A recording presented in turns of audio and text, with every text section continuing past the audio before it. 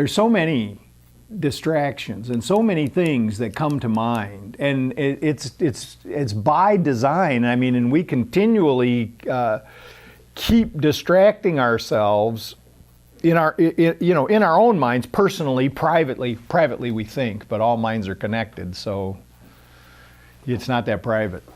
Everybody knows. I know it's just going. Everybody knows. So everybody knows, and at some level. But we continue to distract ourselves with these things we think we want, and then we reinforce it by paying attention to, all of the commercials that we see, and we think, we can look at the commercials, and some of them we think are stupid, and some of them, we can think they're quite clever, and some of them we would disassociate with and say, boy, I'd never buy that or do that. But really, we're all conspiring. We all take part in all of those messages that are coming to us in one way or another. And it's all of these things, all of those, the desires of the ego that come to us throughout the day are really just distractions from that peace and joy that are there for us whenever we just decide that we're going to accept them and take them.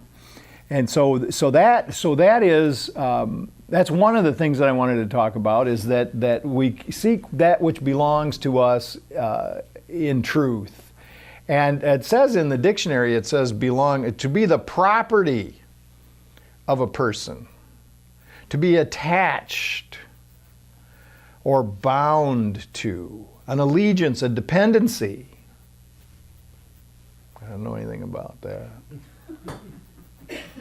To be a member, to be an attribute, part, or function. So this to belong, first of all, we have things that belong to us, and those are these attributes of these qualities of spirit that most of the time we ignore or minimize or say to ourselves, oh yes, I wish I was more like that. We see someone who we admire, and we might think to ourselves, I wish I had more of that quality. I wish I could be more like that person. But the fact is that we all have all of these qualities that we really aspire to. They're in us. Temporarily, we seem to have less of some and more of others. But those are just temporary conditions. That what the meditation was talking about is what belongs to us in truth, in spirit. What belongs to us in truth and in spirit is a wholeness, an integrated whole, that we are complete.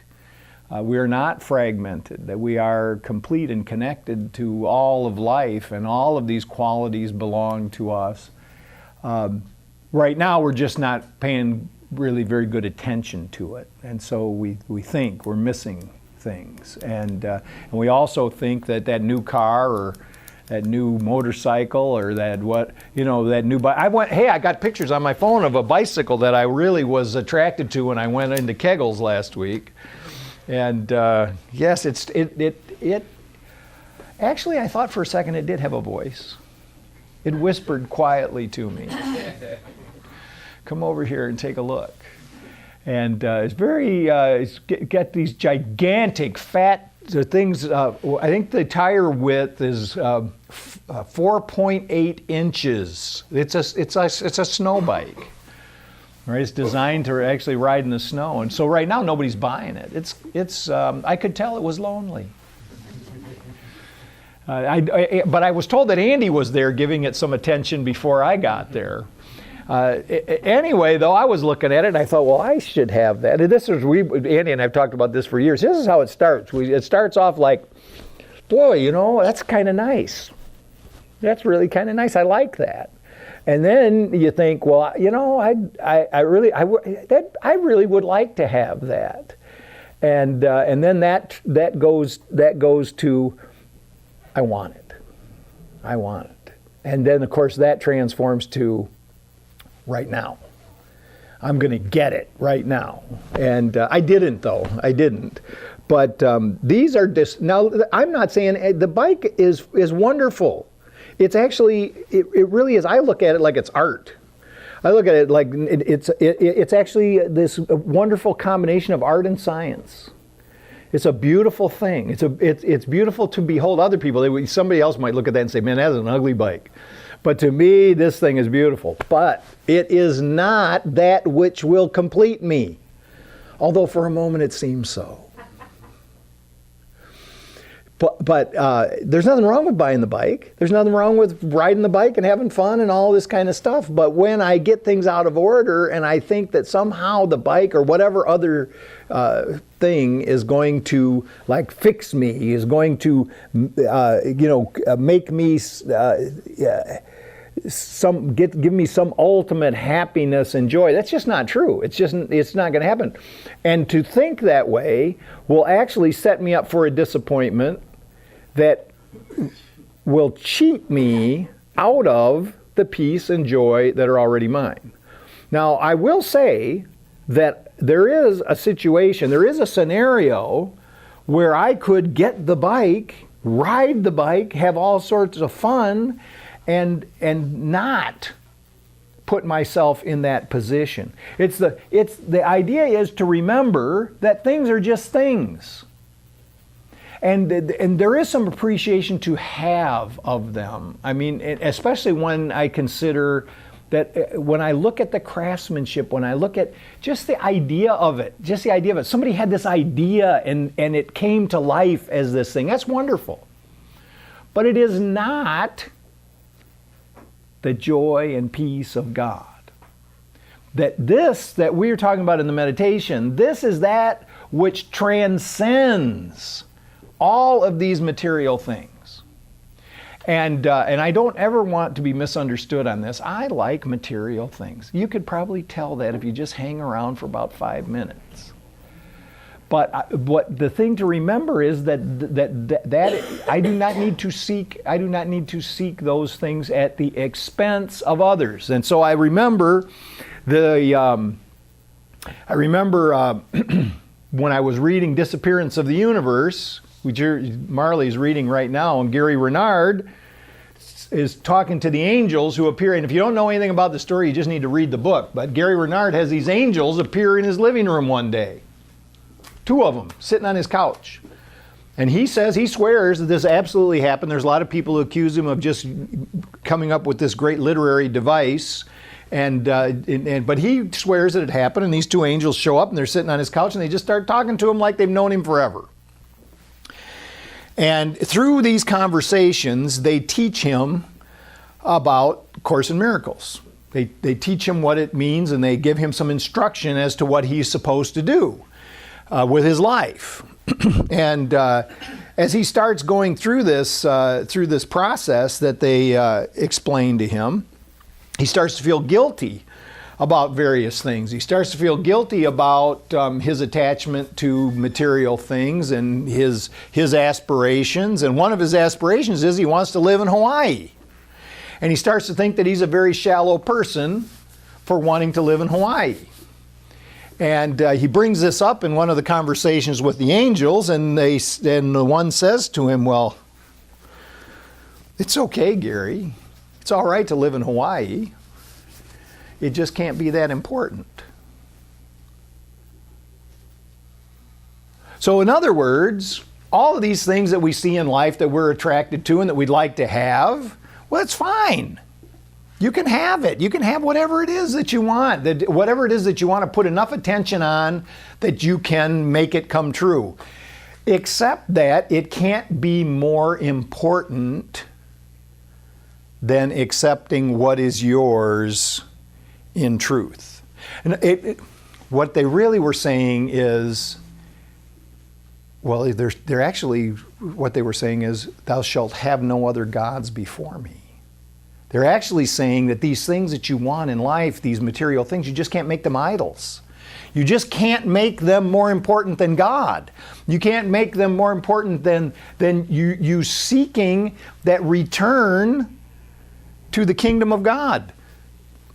Because then they just become distractions from that return. And you keep thinking that each new thing is going to be the thing. Oh yeah, when we get there, when we move to Hawaii, when we get there, just think that's when it'll really be. Whatever it is, whatever accomplishment it is, how many people go to work day after day just thinking about when vacation's coming? How many people have gone through their entire career thinking about, oh, when I get to retire? And then that day comes and it's not what they thought. How many days are lost? How many days of joy and peace are lost by focusing on what's going to happen later in the day? How many moments of joy are we cheating ourselves out of by thinking about when we get done with this, we'll get to do this other thing that I like better? What this meditation was talking about and what the lesson is talking about is that joy and peace are available right now, no matter what you're doing. No matter who you're with, no matter what your seeming circumstances in the world are, that joy is yours now, in truth. It's now. So focus on that now. And this is really one of the beautiful things about this path that I am recommending, is that we don't have to change anything that we do in our life. We don't have to change any of our activities. Some people, have thought for many years that if you really want to live a spiritual life, that you have to divorce yourself from the world. You have to go into solitude. You have to join a monastery or go live in a cave somewhere by yourself. And this is just not the case. What the Course points out, and what did Elijah find? He thought he'd find God in the cave. He thought he was going to find God in the fire. He thought he was going to find him in the thunder. And the small voice spoke to him and said, "Be still and know that I am God." Found it on the inside. Not so the Course is telling us, go forth into this world that you have made and know that peace goes with you. And know that joy is yours right now. And what happens? What happens to us when we actually start to put our focus on that is that then we begin to experience peace and joy in the midst of the very things that we wanted to avoid, in the midst of the work that we used to find tiresome and boring and tedious, and oh my God, why do I have to do this? And in the company of people that we previously have thought were trying and difficult and irritating, we find peace. We find joy in the interaction with them. Glenn was sharing Thursday night or Wednesday night at Course in Miracles. There's the guy that says it's actually what the Course in Miracles says is that you're responsible for the world you see. You're responsible for the world you see, and so if you see something that you don't like, apologize. You did it. Go, oh, man, I am not taking that. Do not put that on me. That is not my fault. Stop. Just stop and say, you know what? I love you. Right? I'm sorry. Please forgive me. Thank you. These four things, these are the principles in the Course in Miracles are repeated over and over again. The idea is take responsibility for your life, right? Right off the bat. Take responsibility for your life and say, this is what I want to do. What I want to do is I want to extend love out into the world, knowing that when I extend love out into the world, that's what I will see. That's what will come back to me. What I send to the world will be what I receive. And so if I say, and so now I see something that is disturbing, my response, my first response is not I love you. My first response is, oh my God, that's horrible. My first response is I'm upset. I get all worked up. I'm judgmental. I'm saying I'm looking for somebody to blame. Whose fault is this? And But if I can just stop for a second and say, to whatever vision that I see, I love you. And then to actually apologize and say, it's like, I'm sorry that I saw you that way. I'm sorry that I saw the situation that way. Yeah, no, so now think about the first now it's not that difficult when we think about just small little irritating things that occur, right? It's not that difficult to make the connection. But when we start thinking in what seems to be bigger terms, like the horrible world conditions, then it's like a stretch of the imagination. But it'll work with anything. And remember what's going on here. Let's say that it's not even true, right? That you're not making the whole world up. I'm telling you are, but you don't have to believe me. And even if you don't believe me, what I'm saying is if you start to use these ideas, that what you see will change. If we start using these ideas, we will begin to see the world as a more hospitable place. We will begin to see the world as a lovelier place because we are giving love to it. We will stop getting caught up in all of these judgments. So I say, I'm sorry for seeing it that way. And it's not, I'm sorry from a point of guilt being sorry. It's just taking responsibility. I'm sorry that I saw it that way. Please forgive me. So now notice, when I say please forgive me, I am saying to my brothers, to my sisters, to the whole collective, I'm saying forgive me. I'm not saying I forgive you, although that's part of the whole idea. But what I'm actually saying, I'm really taking responsibility. And I'm saying forgive me for seeing it incorrectly. So I'm asking you to do for me what I really want to do for you.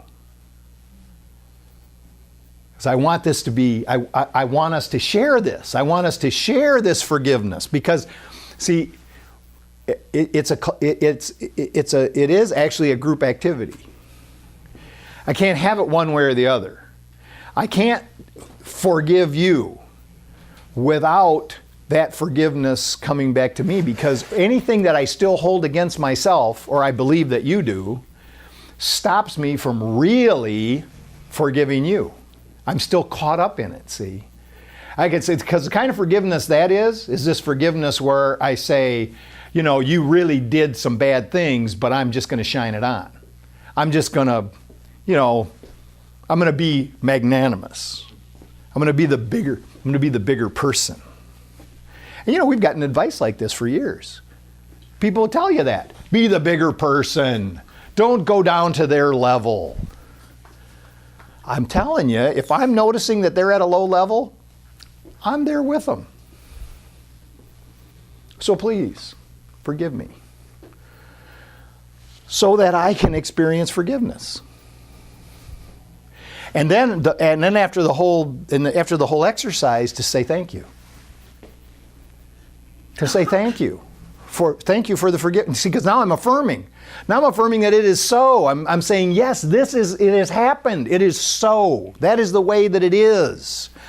So this idea of belonging, I cannot feel like I belong if I'm holding something against you. I can't feel like I belong if I'm holding something against me, because these are the things that are separating us. So when I notice that your behavior is less than what I think it should be, I'm really noticing my own behavior. And sometimes, sometimes it's ugly. So anyway, I want to belong. I was looking at this and it says, we had a convention this weekend out at the Clock Tower, NA convention. And that's the first place, I got to tell you, it's the first place I ever felt like I belonged. I never felt like I belonged. I never felt like I belonged with my family. I always felt like I was the odd person out in my family, and I guess from listening to what they've got to say about it that I was. But I've always felt like, now I really believe I was loved. I believe, now thinking back, I believed I was loved when I was a kid, but I didn't think that then. I always felt like I was unique. I always felt like I was on the outside looking in. I always, when I went to NA, I related and I felt like I belonged, and that's how I felt like that. I remembered those feelings this weekend. But as a result of being involved in a fellowship where I learned how to be a part of, I also learned how to be a part of my family. I also learned how to be a part of the community. I learned to actually feel like I was a part of humanity, which was just beyond my comprehension, at a certain time in my life. So being part of humanity, being part of the whole thing means being part of everyone, even those that sometimes it's easy to see as being very much different from us and the alien other. And I was looking at this and I had this little note down here. It says, Jesus hung out with women. Now, you may think that doesn't mean anything now in our context now, the society now. But in those days, and even now in the Middle East where Jesus lived, men do not hang out with women. It's just not a thing. It's just not, men do not hang out with women who are not part of their family. Even now. Jesus hung out with women. Jesus hung out with social outcasts.